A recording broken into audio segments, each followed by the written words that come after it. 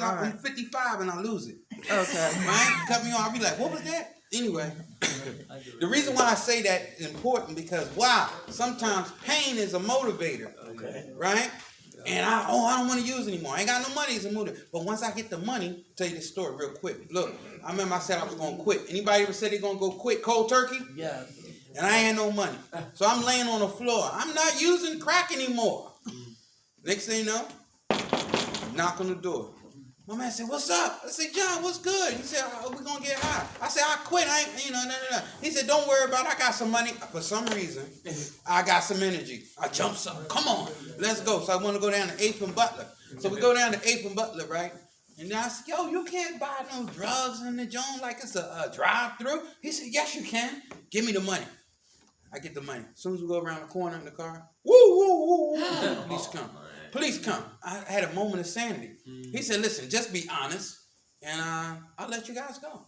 Where's the drugs? I said, right there, officer. He said, come with me. Right? So I go down. So what's to be honest? 8th and Butler and the 8th and Race. I'm in the joint, all the Spanish people around me and this and that, and they was thinking that I brought the popo there, but that was cool. But I was the only one in there, and they was all talking. I said, oh, shit, they're going to roll on me. So as soon as they circled me, right, guess what they said? I said, do you know my friend, Angel Fernandez? And they was like, Angel? In other words, what I'm trying to tell you, when you get locked up, keep them laughing. They stay off your back. And sometimes our brightest ideas can put us in the worst predicaments. You see? So I can no longer, it's kind of foggy. I mean, it's kind of fearful in your early recovery because you don't know how to trust your own thoughts. Right? So there's another part in recovery that say this. Guess what? You don't have to understand the program for you work. All you got to do is follow instructions. How many people got problem following instructions? Y'all hear the easiest instructions. If you don't pick it up, you what? Won't use. That's right. So all we got to do is learn how to follow instructions. Sometimes we can't listen to ourselves because right now we're not in a good place. Yeah? We got negative thoughts that dominates us. How many people ever thought that thoughts come to you and say, well, I can't do it. So I'll never be able to do it. Everybody else can do it but me. Well, I want you to tell you need to tell yourself that's a lie and thanks for sharing. Right? Because there's a word called hope, hearing other people's experience. That's why it's important to go to meetings because you'll see the real people that you saw was desperate, dying, laying on the street. Now they got cars, they married, they living life as other people do. And guess what? Here's the good news. It can happen for you too. You just have to get with the people that's doing those things. Because when we get out of here, first thing they tell us to do what? Go to a meeting. Don't they say that? That's right. Let them know I need a sponsor and all that kind of stuff, right? I don't know about y'all, but as soon as I'm done this thing right here, I go back to what I used to do. Okay? So today, we're going to talk about fear versus faith.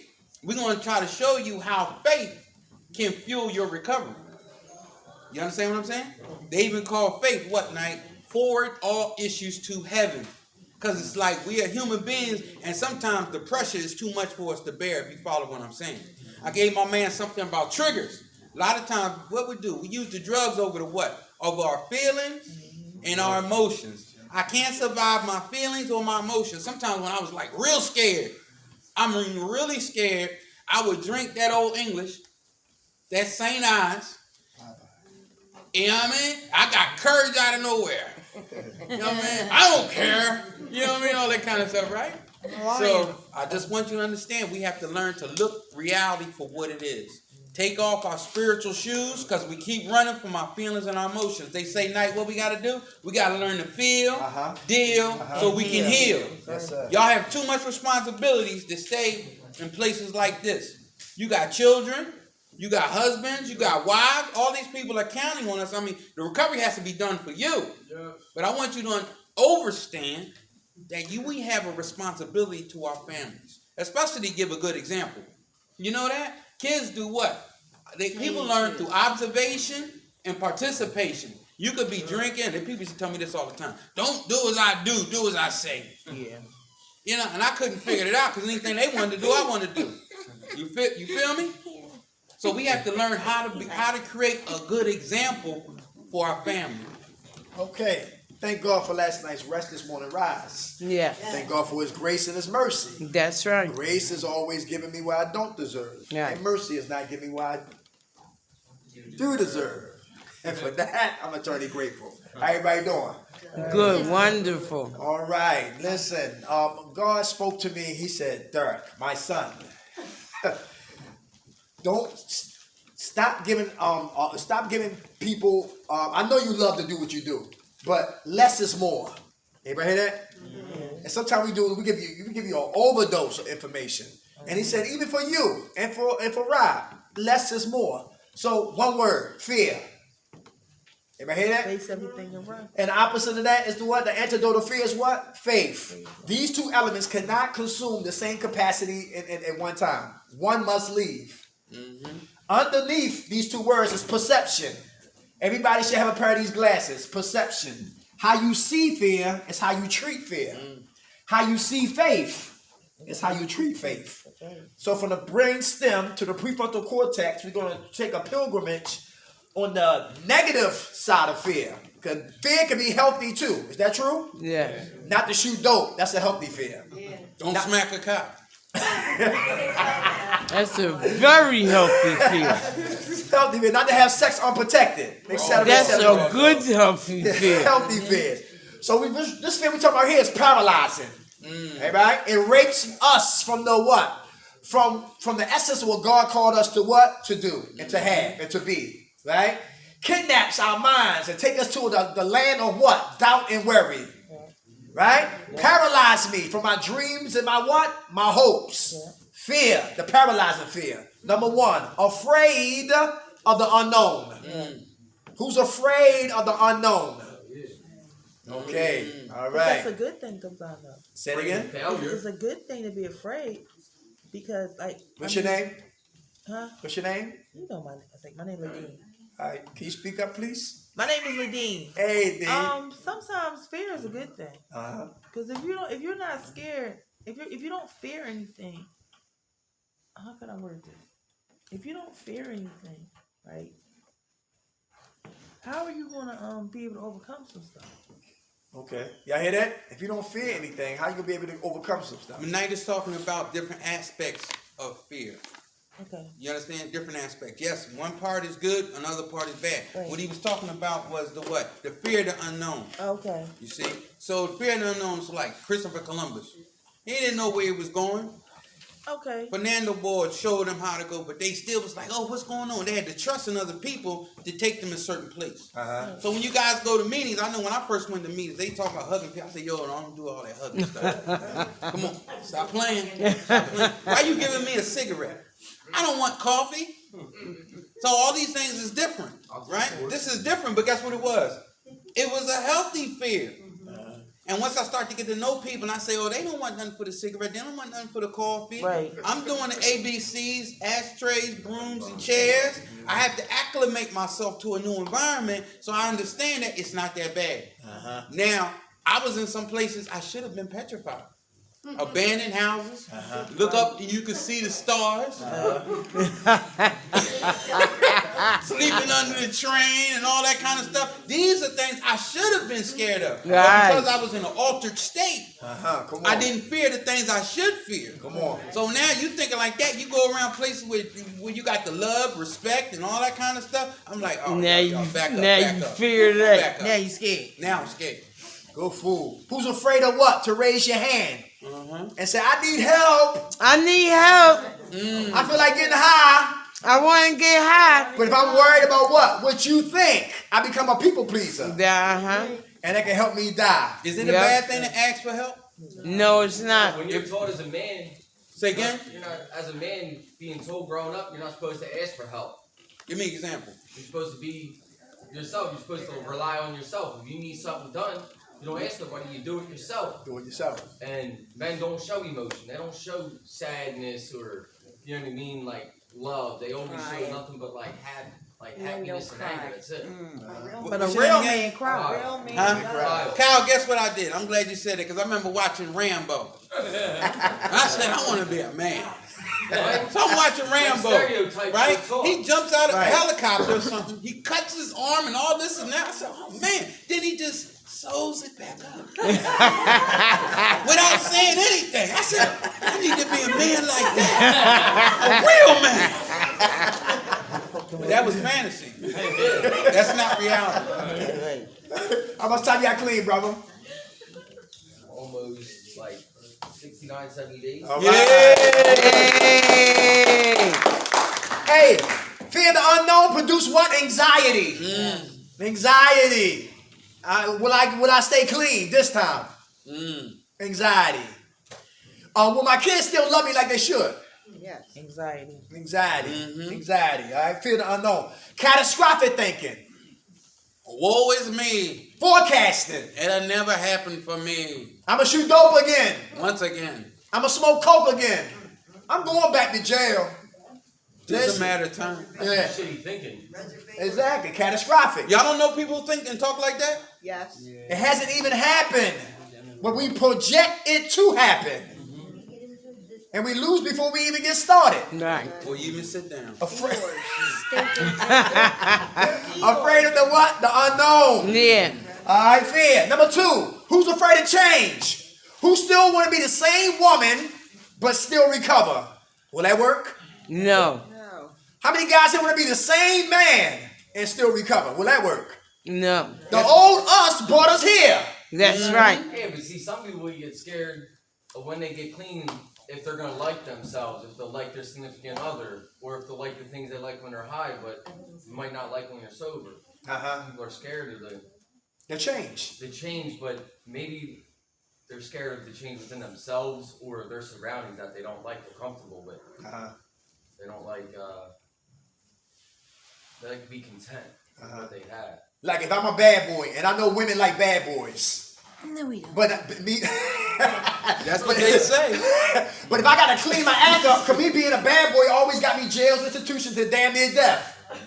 If I don't want to live like that, plus I got children. Listen, that bad boy image gotta die. But if I'm worried about a woman thinks, maybe I gotta change the woman I usually get. Right. You follow what I'm saying? True that. Yeah. Get rid of that fear of judgment. Very good. Very good. Cause your opinion will stop my process. Not today. I don't come to be liked. Alright? Just don't come for recovery. If we happen to be friends, that's the dessert. Come on. Just like I leave in 2 weeks. Thanks for sharing that, brother. Huh? I leave in 2 weeks, right? And I don't know where I'm going. Y'all hear that? Another anxiety. I don't know where I'm going, right? But I'm not all, like, I'm a little anxious, but I'm not like all in my head because wherever I go, I'm gonna take me with me, and I know I still gotta continue to do what I was doing when I was here since I was here. That's right. That's why I had to collect all the tools that I can while I'm here, so I can know what to do when I hit that door. Cause that's when you become real starts when you out that door. That's right. You know what I mean? But like, I don't know where I'm going, but I'm making preparations to try to find somewhere because the way they working now, like, they just sending people to shelters in this bitch. Yeah. How much time you got clean now? I have 4 months and about 2 weeks. 4 months, 2 weeks. Congratulations. Come on. My name is Sharon Mann. I got 4 months clean. I leave Monday. Okay. I'm taking me with me. I'm going to First Start, 3023 Frankfurt Avenue. Okay. I'm glad I'm leaving. All right. I'm taking me with me. I have the tools to go with me. Okay. I'm not anxious. I'm not worried. I'm okay. I'm wonderful. Okay. And I'm going. And your mama. And she leaving me, and that's my best friend. Yeah. God bless I y'all. have to go. Hey, let me say this right here. Change come in 6 degrees. Yeah.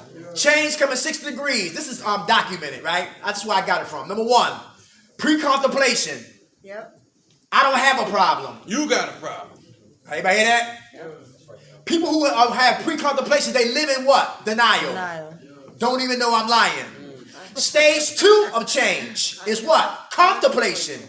There is a problem. I'm not washing up. There is a problem. I'm always depressed. There is a problem. I'm away from my children. There is a problem. I'm always in a program season after season after season. So I'm conscious of the problem, but I'm ignorant how to get out of the problem. Number 1 is pre-contemplation. Number 2 is contemplation. Number 3 is preparation. Who's preparing to leave? Anybody hear that? Yes. Yes. Who is prioritizing your priorities? Is that important? Yes. Very. Yes. Prepare what? For the change. Number 4 is action. Now I'm not just talking, I'm walking it. Everybody hear that? Right. Yep.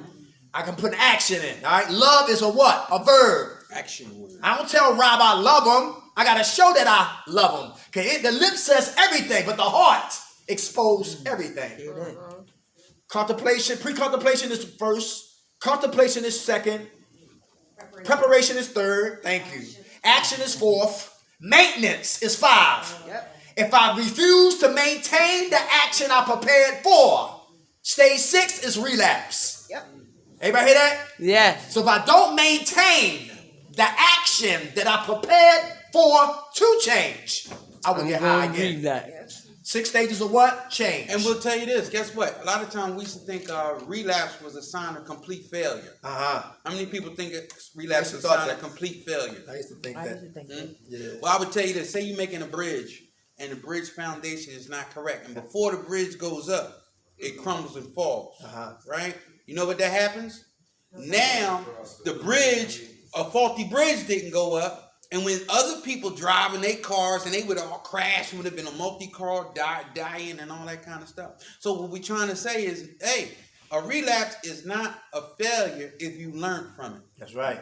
If you have to learn from it. Because sometimes people get clean and they get clean and they don't understand the concept of spiritual principles. Like my man said, he said, if you lose money, right, you lost nothing. If you lose your health, you lost something. But if you lose your character, you done lost everything. You understand? Your character, most important thing to build in this right here, because it's going to give you the resilience to deal with life. And if you don't have that resilience, you're like a boxer with a glass jaw. As soon as you get hit, you lose everything. Number 1, fear of unknown. Number 2, afraid of change. Number 3, afraid of what? Success. Afraid of success. So we self-sabotage. Recovery is about what? Being successful to what? To go to point A, to B, to C, clean. To have a successful day is to have a what? A clean day. And some of us, we what? Self-sabotage our recovery because we're afraid. Like going back down the way. Yes. Yes, come on. Sherry, I used to self-sabotage all the time. I would get a really good job. I'd be in it for a couple years. I'd be doing really good, happy, paying the bills. My kids would be happy, and I would self-sabotage. You still like that? No, Okay. What made you change? being here Very good. long term. Very good. How much time you have clean? 96 days. 96 days. God bless. Guess what they told Come us? on. They told us there's 2 types of days in recovery. One day, everything is smooth, nothing goes wrong, and we don't use. A fantastic day is when all hell break loose. Everything goes wrong and we don't use. You understand that? Because you have to develop that perseverance. And that is when you put one foot in front of the other, what was once in front of you shall be behind you. But you have to be consistent in order for this to manifest. I like this one. Afraid of what? Failure. J.K. Rowling was in Manchester on the way to London, a delayed train. And she pulled out her manuscripts and just kept writing. And then 13 publishers told her no. And she used to author what? Harry Potter. And she's a billionaire. A billionaire. And this is the same woman who was a single mother, on welfare, on the edge of losing her mind. How you see failure is how you what? Treat failure. Like Rob said, when I relapsed 8 times, I learned from every episode. So my relapse was not in vain. I learned something about who? Me. Off the blank. Bernie Marcus. 2 guys who got fired from handy-dandy repair store. Sat down over a cup of coffee and came up with Home Depot. In 1979, their first store broke ground. 1984, these cats on Wall Street. 1996, they billionaires. Off the blank and Bernie Marcus. Didn't blow their brains out. Didn't blame nobody. Got together with some smart people, investors, and came up with Home Depot. Kentucky Fried Chicken. Colonel Sanders. Colonel Sanders sounds like yo, He was an old man. He was old as shit. Yeah, was he? Yo, and he was a gangster too. Tell us. He was selling chicken and doing gas. Somebody else tried to do the same thing. Yeah. He was shooting at him. 1,000 attempts trying to get that favorite season. He got the formula. Get the formula. Wow. Right. So Door to door. yes. So I love people failures, especially when they fail to what? To win. Michael Jordan, 7 seasons to get 1 ring. Study people failures. Because guess what? The blessing is not in the destination. The blessing is in what? The journey. This is the journey. Here's another thing too. How about caterpillars? A lot of us crawled in here as caterpillars. And when we get in here, now it's the what? The cocoon. And the cocoon is the breaking process. Everybody hear that? Yeah. You liars. We liars. Let me put myself in there. In the cocoon, now we got to be what? Tell the truth. Who's stealing here? Things that don't belong to you. You like to take and touch things. Missing bras, missing t-shirts, socks. You want to borrow your underwear? Panties. So Panties. You don't need the soap, do you? You don't need the soap. Contacts. Let me hold your toothbrush. So while we here in the cocoon, so we came in as caterpillars, now we in the what? The cocoon. And when we leave out of here, we leaving as what? Butterflies. The metamorphosis. All right, come on, brother. That's something for you. I heard a quote. I was reading an article on Usain Bolt. And he was saying, it's fucked up. He trained his whole life for like a 90-second race. He said a lot of people train for like a week, and they want to see a result right then and there. And if they don't, they usually give the fuck up. And he said, sometimes people don't realize they'll train for years just for a couple seconds. That's right. Bo, So I read that. Never want to put the full effort in to get what they aim for. They always take less or just say, fuck it, I'll get what I get. And they don't realize what they're doing. They're slacking on, training, patience. You know what I mean? Everything. And they just give the fuck up or throw in the towel and say, fuck it, it ain't work. Good They food. never really stayed through it and stayed true. That's right. That's how life is. 5 years for a 90-second race. Wow. Did he win? Yeah, he won. What? The Bolt from Jamaica. The Jamaican dude. Yeah. You might as well call him Flash. I think he retired though. Yeah. Yeah. But how about, thanks for sharing that, y'all. Thanks for sharing that. Good food, brother. Hey, who's afraid of loss? Afraid of loss. So we hold so tight. And we say, how about hoarders? No. Any hoarders? I hoard food. You hoard food? Yes, she You does. still like that? What's your name? Lisa. Hey, Miss Lisa. What's up? You getting better with that? She said she hoard food. Yeah, she still hoards food. Treats. Treats. She got all these snacks in your room. I eat all mine. Sorry, I eat all mine. Wonder why Mickey Mouse and Company up there? Anybody see him? How much time you got clean, Miss Lisa? Not much time. How much time you got? About 4 weeks. That's a lot of time. All right, Miss Lisa. How you see it is how you treat it. Who saw Hoarders, the TV show? The lady said, I didn't know I had a cat. She had that much. She said, I sleep right here. And the cat's right. How about tree masters? This guy would what? He would do this. He do like this. He'd go look at your woods, and he already see a castle right in the trees. He said, put the architect together. He said, "This is what we're gonna do." And he get like 20 guys together. They look at the what? The blueprint, and they hit the woods. Blessing. How you see it is how you treat it. Nice. I see Yes. Loss. Hey, how about our health? That's everything we don't have for health. We don't have it. What's your name, sis? Melena. All right, what's going on? Come, I don't get ready to leave soon. Oh yeah. But We- lost, yeah. It's like, but this is how when I think of loss, I think of like my dad, and like if I lose him, like I don't know, like what would happen to me, like that's it's not even that I lose, I just think that I would break and like me, and then that's all. I was thinking. Okay. Yeah, he's just sorry, like 'cause I had bad news last night, so Oh yeah. yeah, he's 76. but he fell again, and they had staples in his head, and he didn't even want to go to the doctors, but thank God the hospital, but thank God my stepmom was there.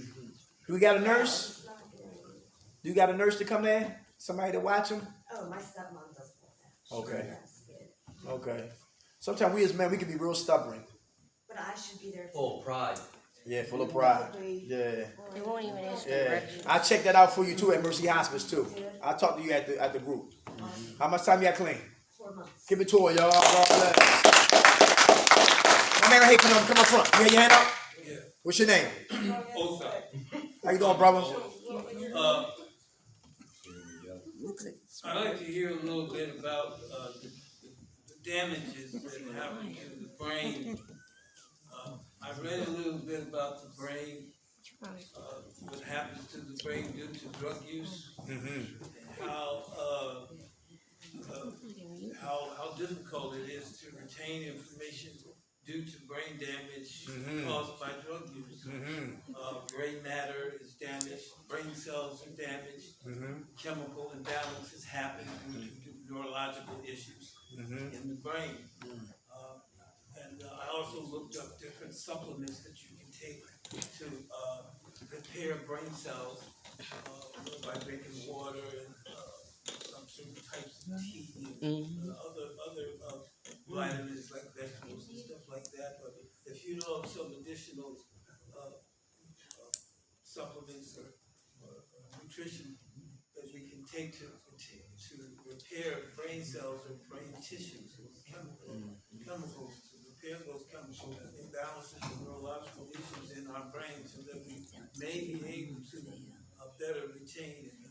Because I realize sometimes when I'm going through lessons like this, it's hard for me to pay attention and retain what's going on in class due to the damages in my brain from drug use. That's good, brother. That's what I was telling Robert. We got to really start studying that for real. How does it affect our brain, but all our major organs? Hey, we'll tell you this though. When you're looking at the brain, I'm glad you mentioned that because a lot of people don't really realize the damage that we do to our body, especially our liver. Our liver has to process all these chemicals, and any time you take a chemical or a drug, guess what? It has a side effect. So actuality, when you looking and seeing, you don't really see. The light hits your eyes, goes back into the veins and so forth, turns into a chemical, and the brain determines what you see. You follow me? So when you go to the hospital and you taking all these different types of drugs, most of the time they say we have a chemical dependency. So through the chemical dependency, it lacks certain parts in our brain. So we got to learn that the most potent thing that we can do to change what you're talking about is through our diet, is through exercising. Because I say, once again, when you see TV commercials and they say, have you tried Plaxapin? Oh, well, what's going to happen is side effects is you might go blind, your chest might get hurt, you'll have an oily discharge, but you'll be able to breathe better. Now, all this is happening. You say, this is worse than the situation I'm going through. So nutrition is very important. If you get over there, please eat some salads. Drink plenty of water, because a lot of times drugs are what they call fat soluble. Y'all know what I mean by that? No. The drugs is still inside your fat cells. It's still inside you. So you got to drink water to clean yourself out. Do some walking around here. Do some breathing. If you could drop the cigarettes, drop the cigarettes. Because you've done enough harm to your body. If you follow what I'm saying. Isn't it true that like after it could take a year to get memory back and things like that? Or no, I'm just burnt from. Everybody's different. Everybody's different. But it depends on how you taking care of yourself. See, some people eat better. You notice some people eat better? Right. Some people exercise. And when you look at them, you could tell what? They're happier. You could tell they're happier. You could tell they're more in physical shape and all that. If you don't take care of yourself, if you don't take care of your car, you take care of your car take care of you. You ever hear that before? Well, if you take care of your body will take care of you. Come on, brother. In my studies of the brain and drug use, I realized that, like you said, how long does it take for you to start remembering? And I was curious about that, and I realized in those studies, it said that it depends on how long you've been using it, and what you've been using, and how you've been using it, determines when you start coming back. Right. 'Cause Hey. it's like this, yeah, And your consistency I on, haven't been doing anything for 20 months. yeah, and your consistency of, and your commitment to come back in terms of, you know, your recovery program. You be consistent with it, just like anything else. Right. You can come back from that, just like diabetes. You can put it, you can turn it around. Put it in check. Hey, listen, Thank you. whoever heard or listened to the radio and there was a song on it that you didn't like, but they always played it all the time. Why you think they did that before? Why you think they do that? Repetition. Repetition produces what? Memorization. Who just go back to when we was little kids? Index cards. Put the word on one side and the definition on the what? Other side. And have a whole knot full of what? Information Yeah. in your hands Mm-hmm. to study. And that's how I used to Flip it study. over, And I yeah. still do that. Because I did a lot of damage. Coke kills the prefrontal cortex. Reasoning. Great. Yes. Yeah. Yo, knowledge, wisdom, socialization, good decision. Shooting so much coke my entire life. I'm fucked. Oh my God. Yeah. What else happened? Huh? What did I do? What you mean? Tell me about that. We talking about the prefrontal cortex. That's like that's the Affect your headquarters. My brother in my hand was talking about the brain, which is real important. How drugs affect the brain. And different parts of the brain do different things. Yes. I remember in rehab, when it was rehab before COVID, how you'd go to groups and they show you pictures and Yeah, stuff. the brain. Yeah. Then dopamines and serotonins. Dopamine. Dopamines, right? That's the pleasure release chemicals. So if drugs give you what? Set them off, then guess what? Yeah, they usually say people who do opiates in your body create a lot of dopamine. So then when you stop doing Dopamines. opiates, your body doesn't create that much dopamine anymore because it was getting it from a different source. Exactly. They say most opiate addicts usually have a problem with depression or anxiety because their body isn't creating dopamine anymore. So that's why they try to substitute with medication. Yeah, it comes back, but it's different every time. Sometimes they say it takes a while for it to come back. Sometimes it's quick. Sometimes you need medication to help it for years. I mean, I've always had problems with it, and I just went to the doctors recently in the past 2-3 days because they've always said I was depressed, like severe manic depression, but now they say I might be bipolar. And that's why my dopamine levels and serotonin Fluctuate. You know what I mean? My anxiety and my anger, everything's been fluctuating because I have a chemical imbalance that's never been treated correctly. Everybody hear that? Because of the opiates. That's real. So, I've been working on it, but now I'm changing my meds. So, you gotta work with them and actually tell them what's going on because I always just say, yeah, I'm depressed, that's what they diagnosed me with. And they just say, okay, but recently, like I said, I went down and I explained everything that goes on, like every side effect or feeling.